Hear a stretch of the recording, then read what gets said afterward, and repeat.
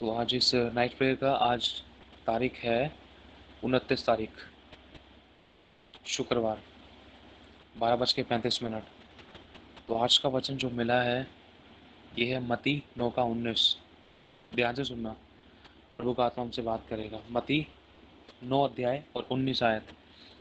यीशु उठकर अपने चेलों समेत उसके पीछे हो लिया। यीशु उठकर अपने चेलों समेत उसके पीछे हो लिया।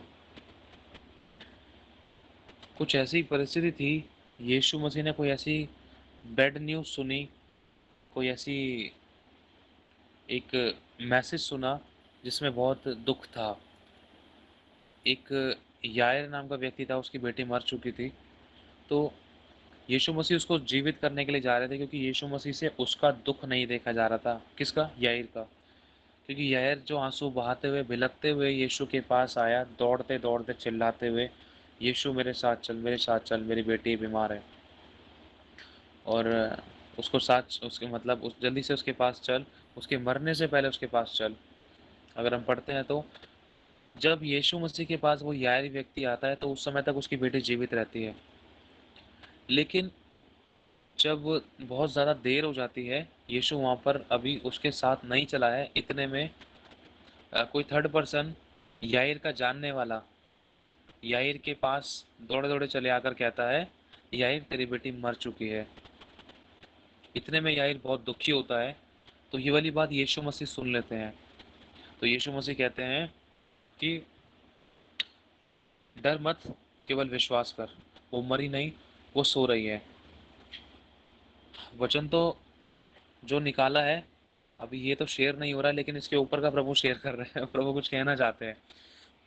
ये बहुत बार बहुत से लोगों के साथ हुआ है, बहुत से लोगों के साथ हुआ है। हालांकि जो हम इस समय तक जुड़े हुए हैं ना, हम सभी के साथ हुआ, जो प्रभु को भी बुलवाने वाला है। जब हम प्रभु यीशु मसीह के पास आते हैं तो कई बार ऐसा लगता है कि चलो ये थोड़ी मोटी टेढ़ी मेढ़ी जो मेरी परिस्थिति है, ये सिचुएशन जो ऐसी है, जो बिगड़ी हुई थी, चलो हम प्रभु के पास चलते हैं, प्रार्थना करते हैं, या प्रार्थना में आते हैं, उपवास में आते हैं, या विश्वास करते हैं, या फिर बपतिस्मा लेते हैं, या मतलब प्रभु को ग्रहण करते हैं किसी भी तरीके से। जब हम प्रभु के पास जाते हैं, नजदीक जाते हैं ना, तो वो समस्या बनी हुई है लेकिन पूरी रीति से खत्म नहीं हुई। बनी हुई है, प्रभु के पास आए हैं और प्रभु में बने हुए हैं, विश्वास भी कर रहे हैं, आराधना भी कर रहे हैं, प्रार्थना भी कर रहे हैं, दान दसवें से भी दे रहे हैं, और अब परमेश्वर की महिमा के लिए, परमेश्वर की सेवा के लिए हम लोग तैयार भी हैं। लेकिन वो समस्या और बिगड़ गई। ऐसा बहुतों के साथ हुआ है। जैसे मान लो कोई भी ऐसी सिचुएशन है, जैसे मान लो कोई शराबी इंसान है, वो प्रभु, उसकी पत्नी प्रभु में आई है, और वो अपने पति के लिए रोती है, प्रार्थना करती है। उसका पति रोजाना एक दारू बोतल पीता है, एक बोतल दारू पीता है। और जैसे ही वो विश्वास में आई है, तो कुछ दुष्ट की शक्तियां ऐसे काम करती है कि उसकी पत्नी का विश्वास हट जाए। अगर उसकी पत्नी का विश्वास प्रभु पर से हट गया तो उसका पति ठीक नहीं हो पाएगा। तो कुछ ऐसे ऐसी परिस्थितियां वो क्रिएट करती है, वो कुछ गंदी शक्तियां की और हालातों को बिगाड़ देती है। यीशु मसीह के पास आने के बाद वो दुष्ट आत्मा अपना 100% लगाती है कि अच्छे भले इंसान को बर्बाद कर दो, बिगाड़ दो। तो कुछ ऐसा होता है कि जैसे ही वो बहन जो विश्वास करने लगी है प्रभु पर, नई नई, उसका पति जो ड्रिंक करता है, या उसका बच्चा जो नशे पत्ते में है, जो भी उसके घर की ऐसी समस्या है जिसके कारण वो बहुत दुखी थी, जिसके कारण वो यीशु के पास आई है, तो जैसे ही वो प्रभु पे प्रार्थना करती है तो घर की हालत और बिगड़ने लग जाते हैं, परिस्थिति और बिगड़ने लग जाती है। पति 2 बोतल पी कर आता है, घर में लड़ाई दंगा और करता है बच्चा, एक नहीं, दो नहीं, तीन नहीं, चार चार बातें, चार चार परिस्थितियां और अगेंस्ट में हो जाती हैं और विरुद्ध में हो जाती हैं। तो कुछ ऐसा ही इस बहन के साथ होता है, इस आदमी के साथ होता है कि प्रभु मैं जब तेरे पास आया था, जब तो मेरी बेटी जिंदा थी और उसको सिर्फ बुखार था बहुत तेज, वो मरी नहीं थी। लेकिन प्रभु तेरे पास आने के बाद वो तो मर गई। तो कैसा परमेश्वर है? बहुत से लोगों का ये प्रश्न उठ सकता है कि प्रभु मैं तो तेरे पास आया ही, मेरी जिंदगी में तो ये चमत्कार हुआ ही नहीं, ये काम तो हुआ ही नहीं, ये तो और बिगड़ गया।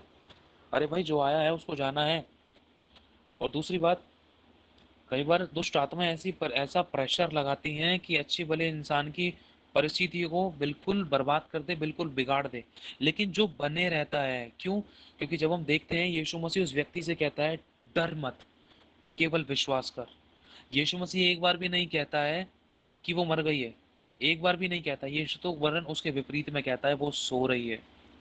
लेकिन यायर इस बात को एक बार भी अंगीकार अपने मुंह से नहीं करता है। आज यही तो एक बहुत बड़ा कारण है एक विश्वासी की जिंदगी में। जैसे ही परिस्थितियां बिगड़ रही हैं, तो वो विश्वासी उन परिस्थितियों को देखकर वही अंगीकार, वही शब्द बोलने लगता है। हाय ऐसा, हाय वो ऐसा, हाय पैसा खत्म, हाय कर्जा, हाय बीमारी, हाय तकलीफ, हाय कोर्ट केस, हाय लड़ाई दंगा। सौ मुंह सौ बातें, बहुत सारे शब्द, बहुत सारे विचार, बहुत सारे व्यवहार ऐसे कर बैठता है जिसके द्वारा उसका अविश्वास प्रकट हो जाता है। दुष्ट आत्मा को मौका मिलता है, वो परिस्थितियां और खराब हो जाती है यीशु मसीह के पास आने के बाद। क्यों? क्योंकि जब यीशु मसीह के पास नहीं होते तो दुष्ट आत्माएं थोड़ा बहुत तंग करती हैं, थोड़ा थोड़ा कर कर, थोड़ा थोड़ा कर करके तंग करती हैं। और क्यों? क्योंकि उनको चढ़ावा भी मिलता है, उनकी भी देख रेख की जाती है। समझने की कोशिश करना, मैं डायरेक्टली कुछ कहना चाह रहा, प्रभु का आत्मा समझना। उनको चढ़ा भी मिलते हैं, फूल माला, दिया धूपबत्ती अगरबत्ती, बहुत कुछ मिलता है। तो वो चीजें थोड़ा सा इंसान को ज्यादा एक झटके से बर्बाद नहीं करती है, लेकिन टाइम टू टाइम तरीके से। तो जैसे ही वो अन्य जाति व्यक्ति जब विश्वास में आता है, तो दुष्ट आत्मा को जलन मचती है कि ये तो मेरे पास था, ये तो मेरी पूजा करता था, ये तो मेरी उपासना करता था, ये तो मेरी ओर ताकता था, लेकिन ये यीशु मसीह की ओर ताकने कैसे लग गया? अब तो मैं नहीं छोड़ूंगा।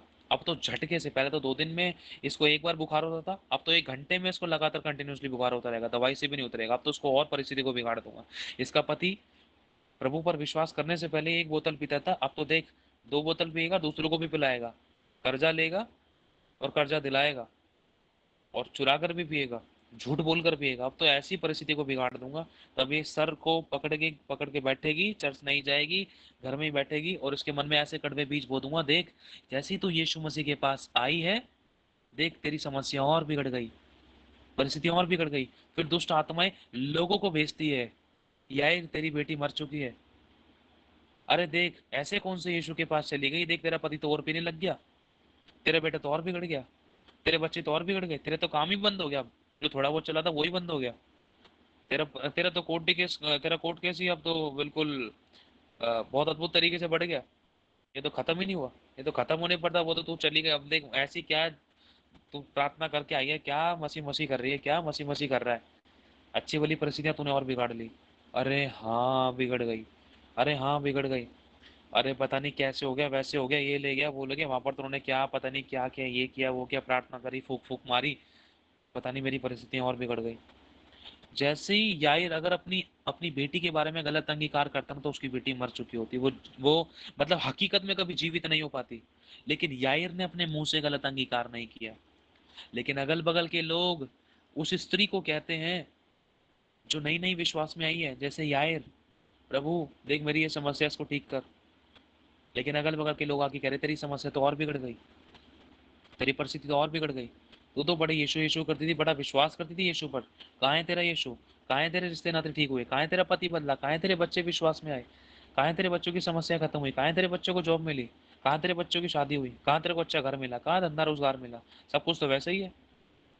वैसा ही क्यों है? क्योंकि यायर ने अपने मुंह से गलत क्योंकि वैसा ही इसीलिए है, वो समस्या अभी भी इसीलिए बनी हुई क्योंकि उन लोगों को देखकर, उनके शब्द को सुनकर, गलत अंगीकारों को सुनकर वही गलत अंगीकार, गलत शब्द इंसान बोलता है। डॉक्टर वाली बात है, इसको कैंसर हो सकता है, डॉक्टर ने बोला नहीं है ये कैंसर है। लेकिन जो पेशेंट है, पेशेंट के जो घर वाले हैं, वो घर वाले गीत गा रहे हैं, हेलो दादू नानू पापा चाया ताया भाया काया, कैंसर बताया है, बताया है। अरे भाई डॉक्टर ने बोला है हो सकता है, तू तो भविष्यवाणी कर बैठ रहा, 10 बार तूने 10 लोगों को फोन करके बता दिया, अच्छे भले इंसान को तू मार रहा है अपनी जुबान से। यही तो चीज एक सबसे बड़ी गलती है। शैतान सामने बस एक छोटा सा जलता हुआ समझ लो तिल्ली फेंकता है, उसके अंदर पेट्रोल हम खुद डाल देते हैं, मदद कर देते हैं, और शैतान हंसता है। फिर इंसान खुद ही जल जाता है उस चीज के अंदर, विश्वास भी उसका उसी के अंदर खत्म हो जाता है। कोई यीशु नहीं है, कोई प्रभु नहीं है। अगर होता तो काम करता रहे, काम कैसे करता? ताली तो हाथ से बजती है, यीशु तो जब भी काम करेगा जब तो उसको पुकारेगी। पुकारेगी कैसे? विश्वास से। तो उसको पुकार दे, वो उसके सम्मुख रहता है। विश्वास बिना कर्मों के मरा हुआ है, तेरे कर्म ही ऐसे हैं। तो एक तरफ बोली हाँ यीशु में विश्वास करती, लेकिन दूसरी तरफ तेरे शब्द ही गलत है। कहने का मतलब, एक उदाहरण देना चाहता है प्रभु का आत्मा, कहना चाहता है ऐसी गवाहियां हमने सुनी है कि कहीं पर किसी की डेथ हो गई थी, वहां के 2 जगह डेथ हुई थी, एक पहला घर है, एक दूसरा घर है। पहले घर में जो डेथ, दोनों विश्वासी हैं। पहले घर में जो डेथ हुई है, पहले घर में जो इंसान मरा है, उसके जो घर वाले हैं, वो हाय हाय कर रहे हैं, हाय मर गया, हाय लुट गया, हाय बर्बाद हो गई, ये हो गया, वो हो गया, सो मुंह सो बातें, इतनी बुरी बुरी भविष्यवाणियां कह रहे हैं, काटी कपन मंगा लिया, ये कर लिया, वो कर लिया, फोन कर करके बुला रहे हैं।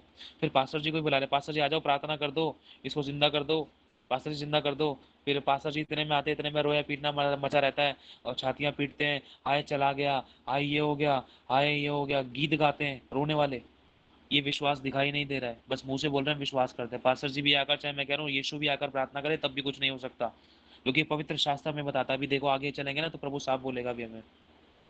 लेकिन जो दूसरा घर है, दूसरे घर में क्या हुआ, जैसे ही बंदा बीमार हुआ, बंदा खत्म, डॉक्टर ने हाथ खड़े कर दिए, बंदे को घर लिया है। हुआ क्या कि उसको मिट्टी नहीं दी। समझना, अगर हम एलिशा वाले मूवमेंट को पढ़े, जब उस एलिशा के समय की जो विधवा थी, उसका जो बेटा मर गया था, जो पहला पुत्र था, कई सालों बाद जो उसको पहला पहलौठा एक पुत्र मिला, उसका जो बेटा मर गया था, वो कहाँ गई थी? ना तो वो दफनाने गई, ना तो वो वैद्य के गई, अपने बेटे को कोठरी में बंद करके, कुंडी लगाकर, कि कोई अगर उसको देख भी लेना तो गलत अंगीकार ना करे, कुंडी लगाकर। अपने पति तक को नहीं बताया उसने कि मेरा पति कहीं हाय तौबा ना मचा दे, अरे बेटा मर गया, बेटा मर गया। कुंडी लगा के, ताला बंद करके, सीधी भागी परमेश्वर के पर्वत पे, जहाँ पर एलीशा वास करता है। एलीशा, ये परिस्थितियां हैं। और जब एलीशा ने उससे पूछा क्या हुआ, सब कुछ ठीक तो है, उसने पता है क्या कहा? हाँ सब कुछ कुशल है। तेरा बेटा ठीक है? हाँ कुशल है। अगर आप चाहो तो पढ़ सकते हो, ये प्रभु का आत्मा बोल रहा है। सारी बात शब्दों की अंगीकार की है। एलीशा कहता है अच्छा, सब कुछ ठीक है। तो एलीशा उसके मनों को जांच लेता है, और वो कहती है जल्दी चल हमारे घर पर। तो एलीशा बोलता है जा लाठी ले जा, गेजी जा, उसको जाके टच कर दे, वो ठीक हो जाएगा। क्यों? क्योंकि उसके विश्वास, इसके अंगीकार अच्छे हैं। और ये काम मत करियो गया जी, आगे पीछे दाएं बाएं मत मुड़ियो, दिखावा मत करियो, शो ऑफ मत करियो। मेरी लाठी तेरे पास है, अगर मेरी चाबी, मेरा लाइसेंस तेरे पास है, तो उसको गलत इस्तेमाल मत करियो। लेकिन नहीं हो पाया। प्रभु चाहता था अपने अभिषिक्त को बेचकर बड़ी महिमा प्रकट हो। परमेश्वर ने उसकी जिंदगी में काम किया, कैसे? शब्द के द्वारा। और जब वो दूसरे घर का, जब कोई व्यक्ति मरता है, तो दूसरे घर में जो घर वाले होते हैं, जो विश्वासी होते हैं, पहले घर के भी विश्वासी, दूसरे घर के भी विश्वासी, लेकिन फर्क इतना है, पहले घर वाले रोना पीटना मचा रहे हैं, गलत अंगीकार कर रहे हैं, गलत भविष्यवाणी कर रहे हैं, काटी कपन मंगा लिया, और बुरी बुरी बातें कर रहे हैं, लोगों को फोन कर करके बता रहे हैं। लेकिन दूसरे वाले जो क्या है, दूसरे वाले वहां पर बैठे हैं, तेल पानी लेकर बैठे हैं, प्रार्थना के लिए बाइबल लेकर बैठे हैं, प्रभु भोज लेकर बैठे हैं, वहां पर बैठे हुए हैं, इंतजार कर रहे हैं। कोई गैर भाषा कर रहा है, कोई प्रभु से प्रार्थना कर रहा है, कोई वचनों को खोल कर प्रभु को बता रहा है, देख प्रभु यहाँ ये लिखा है, तू ये काम करेगा, तो उसको उठाएगा, तो उठाएगा। और झट से पास्टर जी को फोन मिलाते हैं, पास्टर जी ये ऐसी ऐसी बात है, ये भाई सो गया है, इसको जगाना है, जल्दी आ जाओ, इसको जगाना है, जल्दी आ जाओ, पास्टर जी जल्दी आ जाओ, समय हमारे पास थोड़ा है, इसको जगाना है, जल्दी आ जाओ। ये बुद्धि से काम ले रहे हैं, ये विश्वास कर्मों के द्वारा दिखा रहे हैं। पास्टर जी आते हैं, देखते हैं, और तुरंत एक मन एक आत्मा की प्रार्थना करता है, यहोवा बेचैन हो जाता है, उसका वचन पूरा होता है, और उसी समय वो मुर्दा उठ खड़ा होता है। यही चीज यीशु मसीह ने करी थी। अभी वचन शुरू ही नहीं हुआ है, जो सेंड किया उन्होंने उसके ऊपर ही ले चला प्रभु हमें। यही चीज प्रभु यीशु मसीह ने करी। यीशु मसीह ने कहा रे वो मरी नहीं है, यही तो चिंता मत कर, मरी नहीं है, इसकी बात पे ध्यान मत दे, ये अगल बगल शैतान किसी के भी द्वारा काम कर रहा है, तेरी आशीष जा सकती है, वो जिंदगी से हाथ धो बैठ सकती है, अगर तेरे एक गलत शब्द हो गया तो। कहाँ है? ले चल। यीशु मसीह चलते हैं। तो उसके अब हुआ है वचन शुरू, उसके बाद कुछ होता है। देखा, यीशु उठकर अपने चेलों समेत उसके पीछे चला। कितने चेलों के साथ? बोले सभी चेलों के साथ चला यीशु मसीह। अचानक बीच में कुछ होता है। लिखा है, और देखो एक स्त्री ने, जिसके 12 वर्षों से लहू बहता था, प्रभु आत्मा में कुछ डालना, इसको अपने लिए ग्रहण करना। और देखो एक स्त्री ने, जिसके 12 वर्षों से लहू बहता था, उसके पीछे से आकर उसके वस्त्र को, के आंचल को छू लिया, क्योंकि वह अपने मन में कहती थी कि यदि मैं उसके वस्त्र ही को छू लूंगी तो मैं चंगी हो जाऊंगी। ये स्त्री कौन है? ये स्त्री आप और मैं है, जो एक उद्धार करता, एक छुटकारा, एक मुक्तिदाता, एक जीवन की आशा में हम जो बैठे थे कि कोई तो होगा जो हमारी बीमारी से हमें आज़ादी दे, कोई तो होगा जो हमारी परेशानी से, श्रापों से, लड़ाई दंगे से, मौत से, एक्सीडेंट से, शैतान की चालों से, बीमारियों से, जादू टोनों से हमें आज़ाद करे। सालों से हम लोग जो लगे पड़े थे, दिया कर रहे, धूपबत्ती कर रहे, अगरबत्ती कर रहे हैं, जगह जगह जा रहे हैं, सब प्रकार के चढ़ावे चढ़ा रहे हैं, नींबू मिर्ची धनिए, कहाँ कहाँ हमने विश्वास नहीं किया, दूसरों को भी फूकने के लिए हमने तैयारी कर ली, क्या क्या नहीं करा हमने। कितने खतरनाक खतरनाक जादू टोने किए, उधार भी लिया, नाक भी रगड़ ली, पर कमाई भी लगा ली, सब करके देख लिया, लेकिन कहीं ना कहीं उस छुटकारे की आस में हम लगे थे। और यीशु जानता था, परमेश्वर को पता था कि तू छुटकारे के विषय में तू इंतजार में है। तो कुछ ऐसा होता है, यीशु मसीह चलता है, एक प्रचारक, एक विश्वासी हमारे अगल बगल से निकलता है, यीशु का आत्मा उसके अंदर होता है। समझना इस बात को, प्रभु का आत्मा आपसे बात कर रहा है। एक विश्वासी, यीशु का विश्वासी जिसके अंदर परमेश्वर का आत्मा होता है, वो हमारे अगल बगल से निकलता है, वो किसी को सुसमाचार सुना रहा होता है, या वो हमारी परिस्थिति को देख रहा होता है, वो हमें बताता है प्रभु के बारे में। लेकिन यहाँ पर कुछ ऐसा होता है, ये स्त्री, इसके मन में ये बात थी कि एक व्यक्ति ऐसा है जो यीशु है, उसने बहुत से बीमारों को चंगा किया। हमने सुना था ये चर्च में जाने वाले, जो चर्च में जाते हैं, चर्च में जो प्रार्थना होती है, बड़े बड़े चमत्कार होते हैं, तो मैं वहाँ जाऊंगा, मैं वहाँ जाऊंगा, वहाँ जाऊंगी तो ठीक हो जाऊंगी, मैं एक बार प्रार्थना कराऊंगी तो ठीक हो जाऊंगी। तो कुछ ऐसा ही होता है इस स्त्री के साथ, एक बार मैं उसके वस्त्र को छू लूंगी तो मैं चंगी हो जाऊंगी। वो मन में कहती थी, जैसा तू मन में सोचे वैसा तू है। सोचो, उसने मन में इतना खतरनाक विश्वास कर लिया और वही मुंह से अंगीकार कर लिया। मन में कहती थी, क्या कोई मन में कह सकता है? समझ रहे हैं इस बात को? जो उसके मन में था उसने मुंह से बोला। वो सोच रही थी मन में कि मैं यीशु को छू लूंगी ना चंगी हो जाऊंगी। मुंह से कहती थी उसके वस्त्र को छू लूंगी तो मैं चंगी हो जाऊंगी। तो कुछ ऐसा होता है जब वो बाहर निकलती है। ये स्त्री ऐसी थी जिसको एक अलग प्रकार का वस्त्र पहना दिया जाता था, जिसको कोई छूता नहीं था, कोई आसपास नहीं बैठता था, कोई शादी पार्टी ब्याह में नहीं बुलाता था, कोई बात नहीं करता था। बात करते थे तो 36 का आंकड़ा रखते थे, दूर रहते थे, वेल डालनी पड़ती थी, क्योंकि उसको ऐसा रोग था। ये स्त्री परमेश्वर के मंदिर में भी नहीं जा सकती थी। सोचो, लेकिन इसकी प्रार्थना, इसके विश्वास ने उस पवित्र परमेश्वर, उस मेमने को, जो स्वयं यहोवा है, जो स्वयं परमेश्वर, उसी को छू लिया। ये भस्म नहीं हुई, ये मरी नहीं। अरे वो मंदिर ही उठकर इसके पास आ गया। समझ रहे हो? वहां से होकर चला। यीशु को पता था एक समय है, वो इंतजार में है, मैं समय पर वहां से निकलूंगा। लेकिन धर्मी जन के इस जीवन में एक एक चीज परमेश्वर की नियुक्त की हुई होती है, एक एक सेकंड, एक एक बात, एक एक काम। जैसे प्रभु ने कहा था ना कि जा, ये भी नहीं है, ये भी नहीं है, ये भी नहीं है, जा उसको बुला जो भेड़ बकरी चराता है। नियुक्त कर रखा था परमेश्वर ने, पहले से ही सेटलमेंट कर रखा था। समझ रहे हो? अपने माइक को बंद करके रखो, ध्यान रखो इस बात का, बोलना ना पड़े किसी को भी, नहीं तो रिमूव कर दिया जाएगा तुरंत। खुशबू बहन, माइक बंद करो। हाँ, शैतान को बिल्कुल मौका ना मिले, बिल्कुल मौका ना मिले, ध्यान दिया करो इस बात पर, ठीक है? अभिषेक टूटने ना पाए बिल्कुल।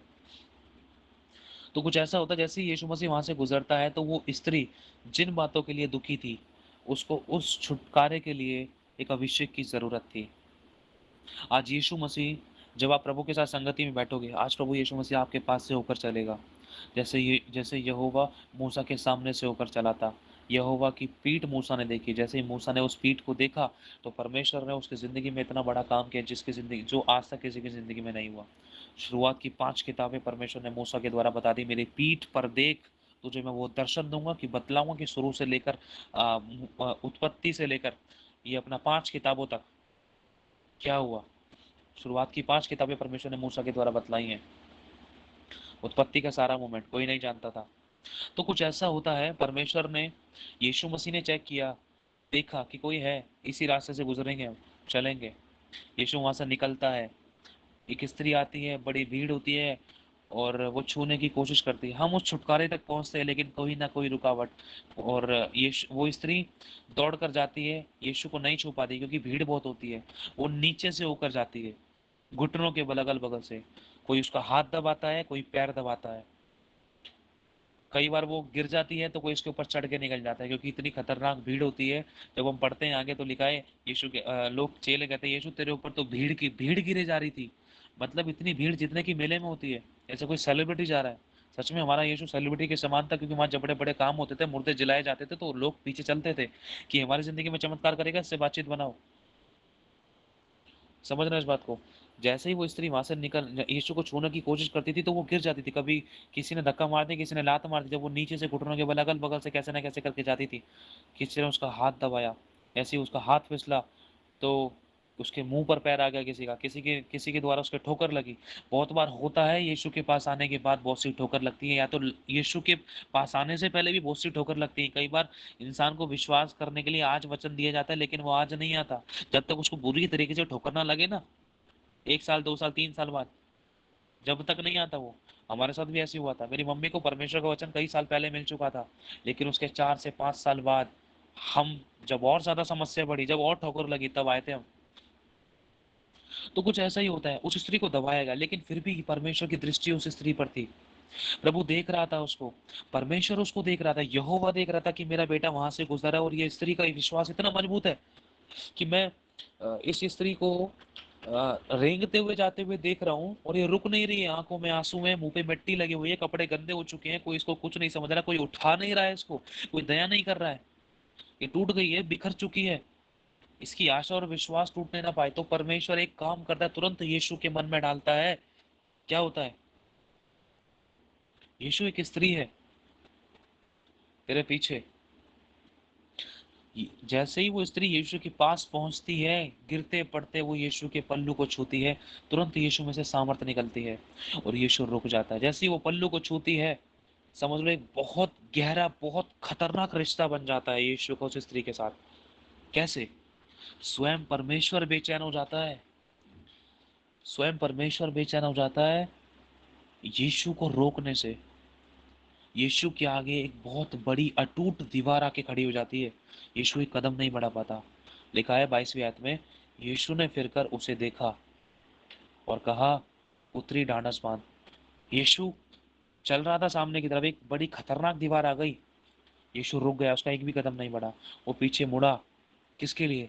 सबके लिए नहीं, भीड़ के लिए नहीं, उस एक स्त्री के लिए, जो त्यागी गई थी, जो सताई गई थी, जो कुचली गई थी, जो तोड़ी गई थी, जिसके ऊपर दोष लगाए गए थे, जिसकी बुराइयां की गई थी, जिसकी कमी निकाली गई थी, जिसको तुच्छ जाना गया था, जिसको अलग ही वस्त्र पहना दिया बुराई का, जिसको तो धक्के मार दिया गया था, जिसको बिल्कुल नीच, तुच्छ और बेकार जाना, जिसको कूड़ा और करकट जाना, उसी के लिए प्रभु यीशु मसीह रुका और ठहरा, मुड़ा, और यीशु कहता है, हे पुत्री ढांढस बांध, तेरे विश्वास ने तुझे चंगा किया। सो वह स्त्री उसी घड़ी चंगी हो गई। आज परमेश्वर आपके और हमारे बीच में है।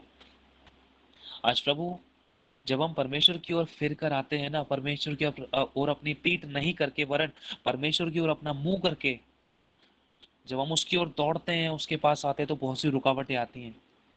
लेकिन यदि आप इस बात को मन में रखोगे ना, मैं यीशु की संगति में जाऊंगी, वचन सुनूंगी, प्रार्थना करूंगी, आराधना करूंगी, उसको पुकारूंगी, वचन का अंगीकार करूंगी, तो मैं निश्चय चंगी हो जाऊंगी, मैं निश्चय आशीष पाऊंगा, मैं निश्चय छुटकारा पाऊंगा, मैं निश्चय बरकत पाऊंगा, मैं निश्चय उठा लिया जाऊंगा, मैं निश्चय परमेश्वर की सेवा अद्भुत तरीके से करने पाऊंगा। क्यों? क्योंकि जब हम निश्चय एक गारंटी के साथ परमेश्वर के पास अपनी तरफ से आते हैं, तो परमेश्वर अपने हिस्से की ताली बजाता है। और यीशु कहता है, यीशु मुड़कर देखता है, दृष्टि करता है, उसको उठाता है, सहलाता है, उसके घाव पर तेल मलता है और अपने सीने से लगाता है, और कहता है, तू उसी, ये तू इसी समय चंगी हो चुकी है, तू आशीषित हो चुकी है, जब तेरे विश्वास ने तुझे चंगा कर दिया। हालेलुया। प्रभु, आज हम लोगों के बीच में, आज हमारी ऐसी कैसी भी परिस्थितियां हैं जो जो मैं तोड़ती थी, जो मैं मरोड़ती थी, लेकिन ध्यान रखना, यीशु हर पल हर क्षण हमारे पास से होकर गुजरता है।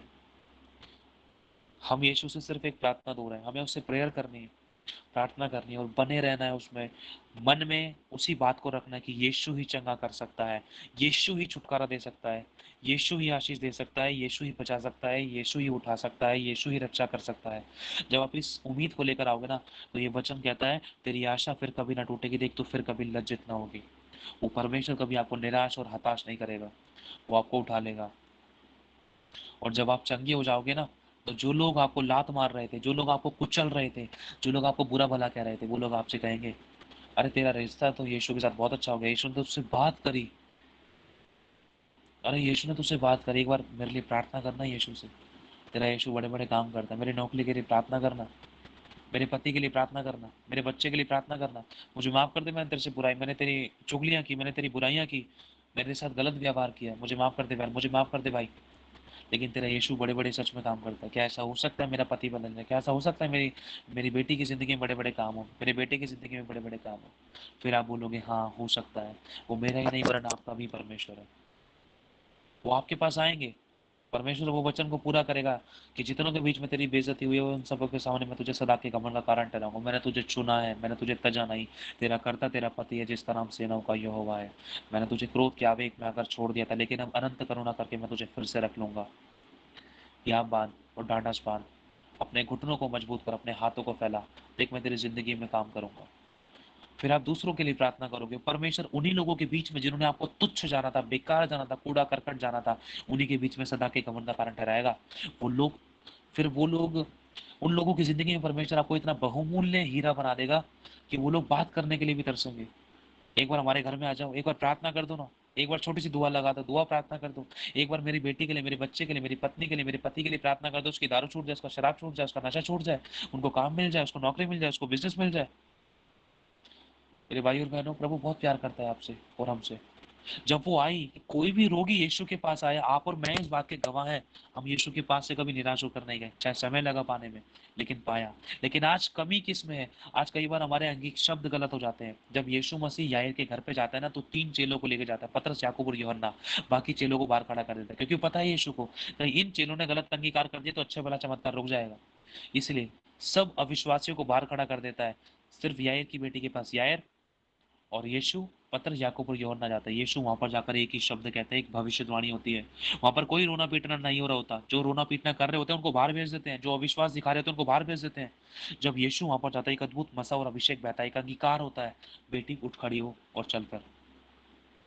तुरंत वो भविष्यवाणी उसके देह में जाकर पूरी हो जाती है, सांस उसके अंदर आके समा जाती है और वो चंगी हो जाती है। और प्रभु कहते हैं उसको कुछ खाने को दो। यार खुश होता है, यार आनंद मनाता है। और जो लोग बाहर रो रहे होते हैं, जो लोग मजाक उड़ाते हैं, अरे ये कौन आ गया यीशु, अरे ये मुर्दों को जिंदा करेगा, अरे ये बीमार को चंगा करेगा, अरे हंसते हैं उस पर। अगर हम पढ़ते हैं यार वाला मोमेंट, तो यीशु जब वहां से गुजरता है, जब यार के घर में घुसता है, तो लोग देखकर हंसते हैं। एक तरफ वो रो रहे हैं, किस प्रकार का रो रहे हैं? वो दिखावा कर रहे हैं यार के घर में बैठकर। एक तरफ वो रोने का दिखावा कर रहे हैं, दूसरी तरफ हंस रहे हैं, निंदा कर रहे हैं यीशु की। अरे ये क्या करेगा, अरे ये। थोड़ी देर बाद कहता है यीशु, जो अविश्वासी हैं उनको बाहर निकालो थोड़ी देर के लिए, परमेश्वर की महिमा प्रकट होगी। जब वो पास्टर, जब वो विश्वासी, जब यीशु, जब परमेश्वर का दास, सेवक, अभिषिक्त, एक छोटा सा बच्चा भी जब विश्वास के साथ उस समस्या के लिए प्रार्थना करता है ना, जब वो समस्या का समाधान निकलता है, जब आप उस समाधान के साथ उस घर के बाहर निकलते हो, जब वही लोग जो आपको निंदा, आपको चुगली या आपको गलत नजर से देख रहे थे, ये बुरी बुरी भाव से देख रहे थे, तो परमेश्वर उन्हीं सबों के सामने सदा के गमन का कारण ठहराता है। जब यार की बेटी जीवित हो जाती है ना, तो जब हम आगे पढ़ते हैं तो लिखा है पूरे देश में, गली मोहल्ले, शहर, देश विदेशों में बड़ा भय छा गया और वो लोग हैरान हो गए।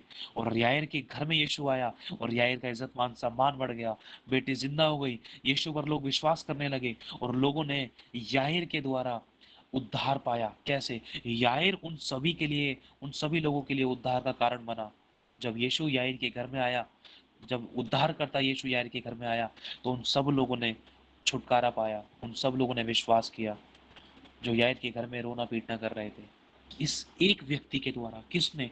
जब उस एक व्यक्ति ने सही अंगीकार किया, तो मरने वाले को जीवन मिला, अविश्वासियों को विश्वास मिला, टूटे हुए को, बिखरे हुए को एक मजबूती मिली, अपना मन पिला, उनकी निराशाएं जाती रही, उनकी परिस्थितियां ठीक हो गई, उनका रोना पीटना खत्म हो गया, उनको शांति मिली और बड़ा चमत्कार हुआ, बड़ा भय छा गया और इज्जत मान सम्मान बढ़ा। हालेलुया। तो वो एक आप हो, वो एक आप हो, आपको गलत अंगीकार नहीं करना है। कैसी भी परिस्थिति है, उस बात को मन में रखो और अंगीकार करो। मैं प्रार्थना में बैठूंगी, मैं वचन पढ़ूंगी, मैं अंगीकार करूंगी, मैं फायर प्रेयर करूंगी, मैं उपवास रखूंगी, तो जरूर छुटकारे को देखूंगी। आमीन। तो प्रभु आशीष दे सभी को। जय मसीह की। आज के इस वचन के लिए मैं प्रभु का धन्यवाद करता हूँ। मैं विश्वास करता हूं प्रभु ने आप सभी को इस वचन के द्वारा आशीष दी है। कमजोर मत पड़ना, अंगीकार करना, परमेश्वर के लिए कुछ भी काम कठिन नहीं है। हालेलुया।